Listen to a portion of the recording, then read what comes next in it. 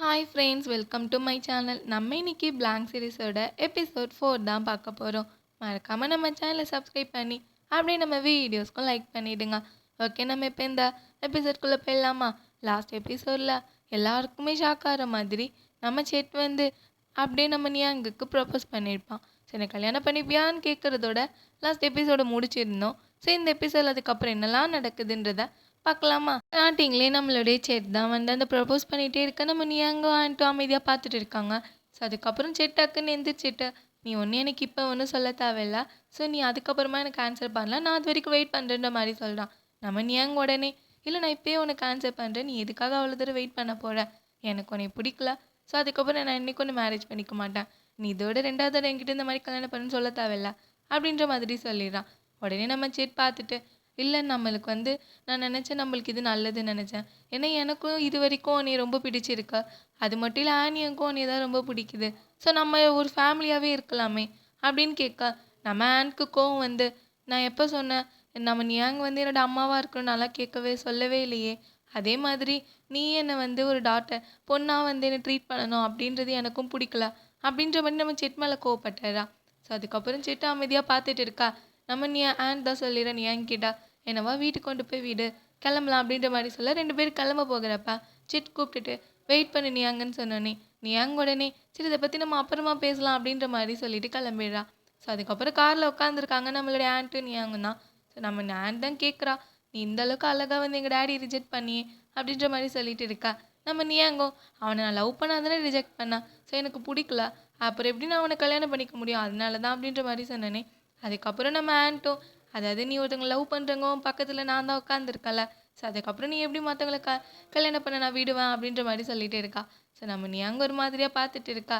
அதுக்கப்புறம் யார் சொன்னா நான் உன்னை லவ் பண்ணுறேன்னு சொல்லி நம்ம நியாங்க கேட்கா. அதுக்கப்புறம் நம்ம ஆண்ட்க்கு கோவம் வந்துச்சு.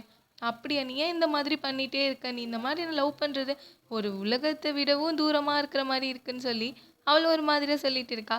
ஸோ அப்படி இப்படி பேசிகிட்டு இருக்கா. நம்ம ஆண்ட்டு கிட்ட வந்துட்டே இருக்கிறத பார்த்தோன்னே, நீ அங்கே என்ன பண்ணுறேன்னு கேட்டுகிட்டே இருக்கா.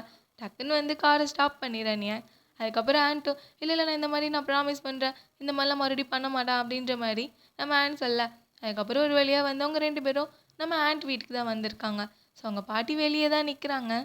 நீ உங்கள் பாட்டி தான் கேட்குறாங்க நம்ம ஆண்ட் கிட்ட, எங்கே நீ உங்கள் அப்பா கூட தானே போனேன், எப்படி நீ ஏன் கூட வந்தன்ற மாதிரி கேட்க, நம்ம ஆண்ட் அமைதியாக இருக்கிறத பார்த்தோன்னே நம்ம நியாங் தான் ஆன்சர் பண்ணுறா.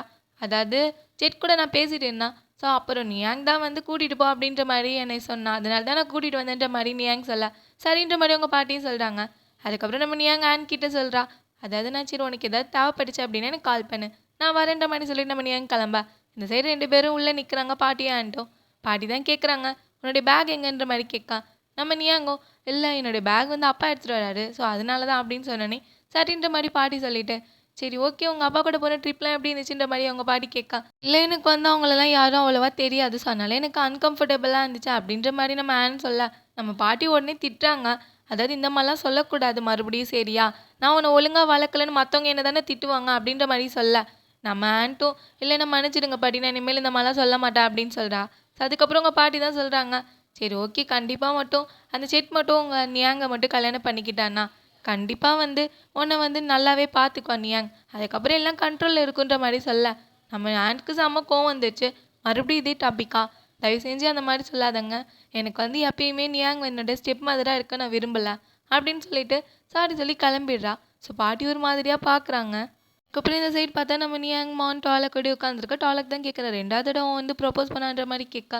இது ஒன்றும் ஜோக் கிடையாதுன்ற மாதிரி நியாங் சொல்லிட்டு இருக்கா. அவன் வந்து ரொம்ப பிடிவாதமாக இருக்கா. ஏற்கனவே வெட்டிங்கை நான் வந்து கெடுத்தது மட்டும் இல்லை, ஸோ அது கூட அவன் புரிஞ்சிக்கவே இல்லை இப்போ வரைக்கும், அவன் இப்போ வரையும் லவ் பண்ணிகிட்டே இருக்கான்ற மாதிரி சொல்ல, நம்ம மான் கேட்குறா, சரி நீ அதுக்கு என்ன சொன்னன்ற மாதிரி கேட்கா. நான் வந்து அவனை ரிஜெக்ட் பண்ணிட்டேன், ஆனாலும் கூட அவனை பார்க்குறப்ப அவன் இன்னும் புரிஞ்சுக்காத மாதிரி தான் இருக்கான் அப்படின்ற மாதிரி நம்ம நியாங் சொல்லிட்டு இருக்கா.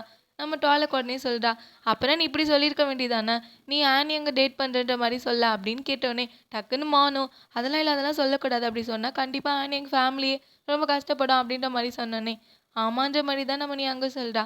அதுக்கப்புறம் நம்ம டாலக்கும், சரி ஓகே இப்போ சொல்லலைன்னா கண்டிப்பாக வந்து எப்போ நீ சொல்ல தான் போகிற, ஒரு 5 வருஷம் கழிச்சோ இல்லை இதுக்கு முன்னாடி சொல்லி தானே இதே விஷயத்தை தானே சொல்ல போகிற, தெரிஞ்சு தானே ஆக போகுது அப்படின்ற மாதிரி கேட்கா. நம்ம நீயாங்கோ, அதாவது எப்படியா இருந்தாலும் அவங்க அப்பா அம்மா கூட, அதுவும் ஃபேமிலியோட ஆனிங் சண்டை போடுறதுக்கு நான் விரும்ப மாட்டேன், முக்கியமாக அவங்க பாட்டியோட சண்டை போடக்கூடாது அவளுக்கு வந்து அவங்க பாட்டியை ரொம்ப பிடிக்கும். ஸோ அதுக்கப்புறம் அவளால் எப்படி ஹேண்டில் பண்ண முடியும்?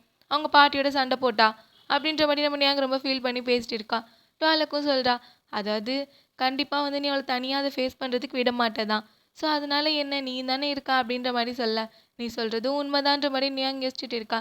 அப்புறம் டாலக் தான் சொல்றா, சரி ஓகே நானும் அப்புறம் மானும் இருக்கோம். நான் நம்புறேன் கண்டிப்பா இந்த விஷயத்துல நல்ல இது கிடைக்கும்னு. நாங்க 2 பேரும் உனக்கு துணையா இருப்போம் அப்படின்ற மாரி சொல்ல, அதுக்கப்புறம் நம்ம நியாங்கும் தேங்க்ஸ்ன்னு சொல்றா. அதுக்கப்புறம் 2 பேரும் எல்லாருமே சேர்ந்து செஸ் அடிச்சு குடிச்சிட்டே இருக்கா. அதுக்கப்புறம் நியாங்க தான் காட்டுறாங்க. ஸோ அதில பார்த்தோன்னா ஒரு கிஃப்ட் பாக்ஸ் மாதிரி இருக்கு. ஸோ அத எடுத்து வச்சிருக்கா. அது வந்து ஆண்ட் தான் குடுத்துருப்பா போல. ஸோ அத ஓப்பன் பண்ணி பார்த்தா அதில ஒரு லெட்டர் இருக்கு. இந்த பாக்ஸ்க்குள்ள ஒரு டால் இருக்கும். ஸோ அதோட கைய பிரஸ் பண்ணி பாரு அப்படின்ற மாரி இருக்கு. நம்ம நியாங்க அந்த மாரி பார்த்துட்டு அந்த டால் எடுத்து கை பிரஸ் பண்றா. அதில பார்த்தா பர்த்டே விஷஸ்லாம் பாடியிருக்கு. இவளுக்கு ரொம்ப சந்தோஷமா இருக்கா. அப்படியே அந்த டால கட்டி பிடிச்சிட்டே இருக்கிறதோட நெக்ஸ்ட் டே ஆகுது. நெக்ஸ்ட் டே காட்டுறாங்க. ஸோ நம்ம நியாங் அந்த அந்த கேலரி ஷாப்பில் தான் உட்காந்துருக்கா. ஸோ அவளோட கேலரியில தான் இருக்கா. அங்கே வேன் அதுக்கப்புறம் அவங்க ஃப்ரெண்ட்ஸ் எல்லாம் உட்காந்துருக்காங்க. ஸோ அந்த சைடு அவங்க பேசிட்டு இருக்காங்க. அதாவது ஏதோ ஒரு பொண்ணுக்கு வந்து 10 இயர்ஸ் ஏஜ் கேப்பில் பாய் ஃப்ரெண்ட்லாம் இருக்கானா. ஸோ அதனால அதெல்லாம் எப்படி இருக்கும், அதெல்லாம் நல்லாவா இருக்கும், அவங்க எப்படி புரிஞ்சுக்குவாங்க அப்படின்ற மாதிரி அந்த ஏஜ் கேப்பை வச்சு பேசிட்டு இருக்கா. நம்ம வேன் நம்ம நியாங்க பார்த்துட்டு தான் இருக்கா. ஸோ அதுக்கப்புறம் வேன் சொல்றா அந்த ஃப்ரெண்ட்ஸ் கிட்ட தான், அதாவது ஏஜ்லாம் முக்கியம் கிடையாது லவ்லலாம். ஸோ அவங்கள பத்தி நம்மளுக்கு அவ்வளவா தெரியாது. அதனால நம்ம அவங்கள பத்தி பேச தேவையில்ல. ஸோ அவங்கள பத்தி ஃபுல்லா தெரிஞ்சா தானே நம்மளுக்கு பேச தெரியும். ஸோ இதெல்லாம் ஒரு விஷயமே கிடையாது. அப்படின்ற மாரி நம்ம வேன் சொல்ல, சரி வாங்க வாங்க எனக்கு பசிக்குதுன்ற மாரி அவங்க ஃப்ரெண்ட்ஸ்லாம் சொல்லிட்டு வேன கூப்பிட, வேனும் இல்ல நீங்க போயிட்டு இருங்க நான் வரேன் அப்படின்ற மாரி சொல்லிடுறா. ஸோ அதுக்கப்புறம் அவங்க ஃப்ரெண்ட்ஸ் பாய் சொல்லிட்டு கிளம்ப, இந்த சைடு நம்ம வேன் நியாங் கிட்ட பார்த்துட்டு அப்படின்ற மாரி கூப்பிட, ஸோ நம்ம நியாங்க என்னன்ற மாரி கேட்குறா. அதாவது அவங்க என்ன சொல்றாங்களோ அதெல்லாம் அவ்வளவா கண்டுக்காத. அதெல்லாம் ஒண்ணும் தேவை கிடையாது அப்படின்ற மாரி நம்ம வேன் சொல்ல, நம்ம நியாங் பார்த்துட்டு எத பத்தி சொல்ற? என்ன சொன்னாங்க? அப்படின்ற மாரி தெரியாத மாதிரியே தான் கேட்குறா. ஸோ அதுக்கப்புறம் நம்ம வேன் தான் சொல்றா, என்ன என்ன மத்தவங்கள மாதிரி நினைச்சுக்கிட்டியா? ஸோ நீ மத்தவங்க கிட்ட தான் வந்து புடிக்கல. உனக்கு யாருக்கும் உனக்கு வந்து இதுவரைக்கும் யாருக்கும் பிடிக்கல. உனக்காக யாரும் இல்ல அப்படின்ற மாரி காட்டிக்கிற. பட் ஆனா உனக்கு ஒருத்தவங்கள பிடிச்சிருக்கு. ஸோ அவங்களும் உன் கூட இருக்கிறாங்க. அது எனக்கு நல்லா தெரியும். ஆனா நீ யார்கிட்டயும் காட்டிக்க மாட்ற அவ்வளோதான். நான் மத்தவங்கள மாரிலாம் கிடையாது. எனக்கு உன்ன பத்தி நல்லாவே தெரியும். ஏன்னா நான் உன்னுடைய ஃப்ரெண்டு. அப்படின்ற மாரி அந்த வேன் பண்ண தெரிஞ்ச மாரி சொல்ல, என்ன சொல்ற? அப்படின்ற மாரி தானே நியாங்க கேட்குறா. அதுக்கப்புறம் வேங்க சொல்லிடுறா. அதாவது உனக்கு அந்த ஆனியங்க பிடிச்சிருக்கு தானே? கரெக்ட் தானே? எனக்கு ரொம்ப சந்தோஷமா இருக்கு. ஸோ ஒரு வழியா நீ ஒருத்தவங்கள புடிச்சிருக்கு உனக்கு. ஸோ கண்டுபிடிச்சிட்ட அவங்கள அப்படின்னு சொல்லிட்டு, எனக்கு இத பொறுத்தவரைக்கும் சந்தோஷம் தான்.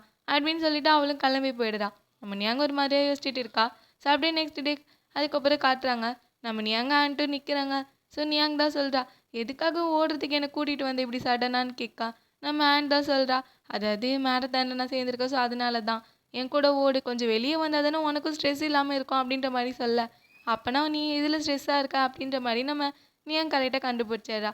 ஸோ உடனே நம்ம ஆண்ட்டும், அதெல்லாம் எனக்கு கிடையாது. ஆனா எனக்கு ஸ்ட்ரெஸ் அப்படின்னு ஒரு விஷயம் அப்படின்னா, அந்த ஒரு ரீசனா தான் இருக்கும் அப்படின்ற மாரி சொல்ல, நம்ம நியாங்கும், அத நானே டீல் பண்ணிக்கிறேன். நீ அத பத்தி கவலைப்பட தேவையில்ல அப்படின்னு சொல்லிடுறா. அதுக்கப்புறம் ஆண்ட் தான் சொல்றா, அதுவரைக்கும் ஓடி போலான்னு சொல்லி 2 பேரும் ஓடி போக, நம்ம நியாங்கால ஓட முடியல பாதியில நின்னுடுறா. ஸோ ஆண்ட் பார்த்துட்டு, என்ன அதுக்காடி டயர்ட் ஆயிட்டா அப்படின்ற மாரி கேட்கா. அப்புறம் உனக்கு வயசாயிடுச்சா அப்படின்ற மாரி சொல்லிட்டு இருக்கா.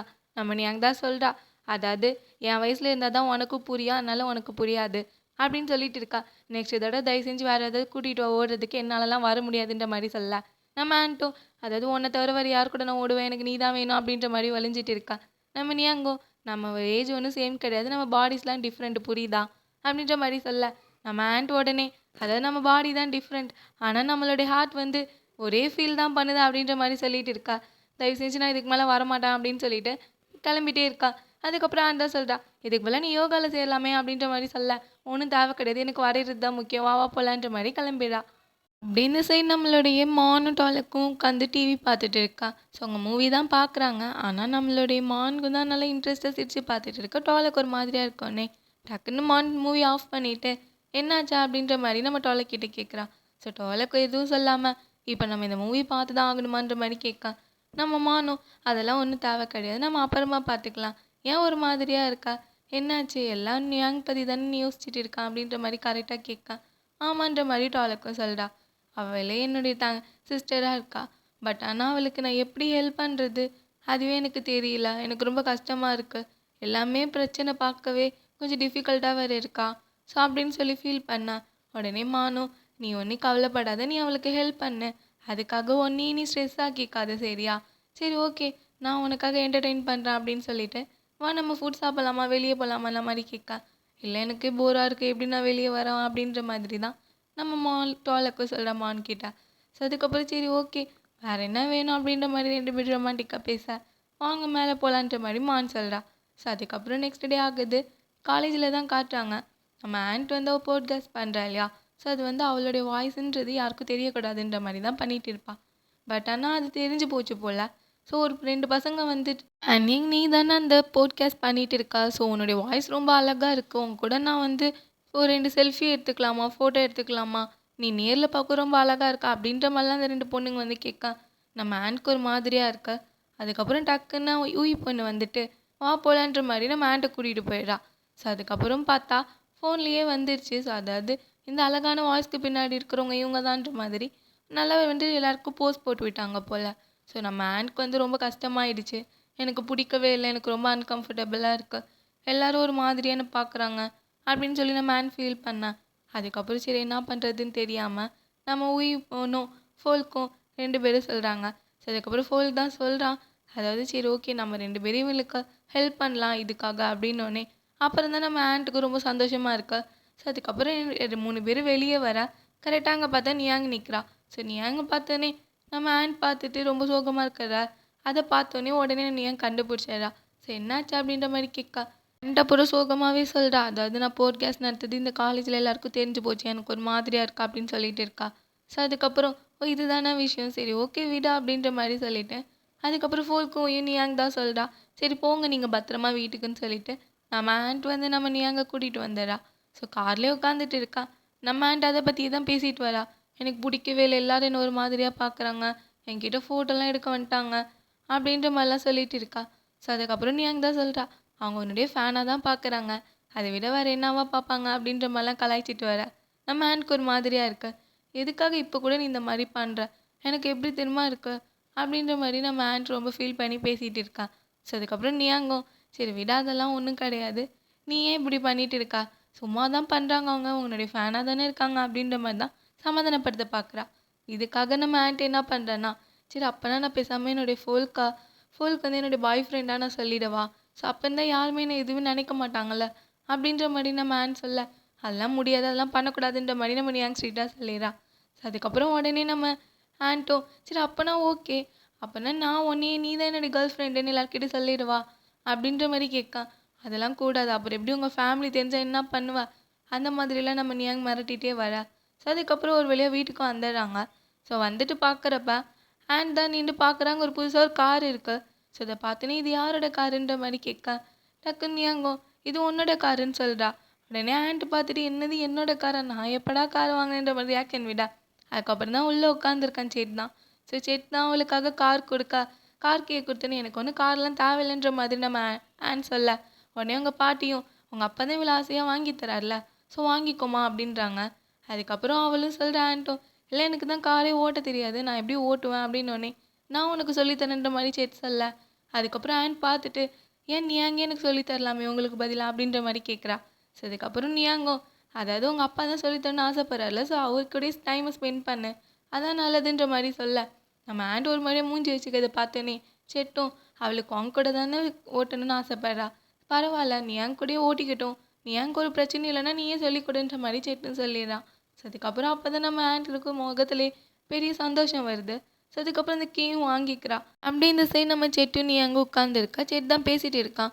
ஸோ அதாவது இருக்கிறா தான், பட் இருந்தாலும் ஆனி என் கோனியை தான் ரொம்ப பிடிச்சிருக்கு, என்னால் அவங்க கூட காம்படிஷன்லாம் போட முடியாதுன்ற மாதிரி சொல்ல, நம்ம நியாங்கோ ஒன்றா அவளுக்கு ஒன்று பிடிக்க வைக்கிறது அதெல்லாம் வந்து கஷ்டம்லாம் கிடையாது சரியா, நான் தான் ஏற்கனவே உன்கிட்ட சொல்லிட்டேன்ல, ஸோ அதாவது அவளுக்கு என்ன பிடிக்கலையோ தயவு செஞ்சு வாங்கி கொடுக்காதுன்ற மாதிரி நம்ம நியாங் சொல்ல, உடனே செட்டும் ஏன்னா வந்து உனக்கு அவளை பற்றி நல்லா தெரிஞ்சிருக்க, அதுக்கப்புறம் வந்து அவளுக்கு வந்து நீ தான் பர்ஃபெக்டாக சூட் ஆகும் ஸ்டெப் மதரா அப்படின்ற மாதிரி சொன்னோன்னே நம்ம நியாங்கு கோவம் வந்துட்டு, இங்கே பார் நான் தான் ஏற்கனவே சொல்லிட்டான், ஸோ இதெல்லாம் தேவை கிடையாதுன்னு, ஆனியும் கண்டிப்பாக இதுக்கு ஒத்துக்கவும் மாட்டா, தயவு செஞ்சு இதெல்லாம் நடக்காத ஒரு விஷயம் நம்மளுக்குள்ள அப்படின்ற மாதிரி தான் நம்ம நியாங் சொல்ல, நம்ம செட்டு விடாமல் ஏன் எனக்கு புரிஞ்சிக்கவே முடியல, அதாவது நம்ம 2 பேரும் பர்ஃபெக்டாக தானே இருக்கோம், அதுக்கப்புறம் ஆனியங்கும் நீ ரொம்ப பிடிச்சிருக்கு, அவ கூட நீ ரொம்ப அன்பா இருக்க.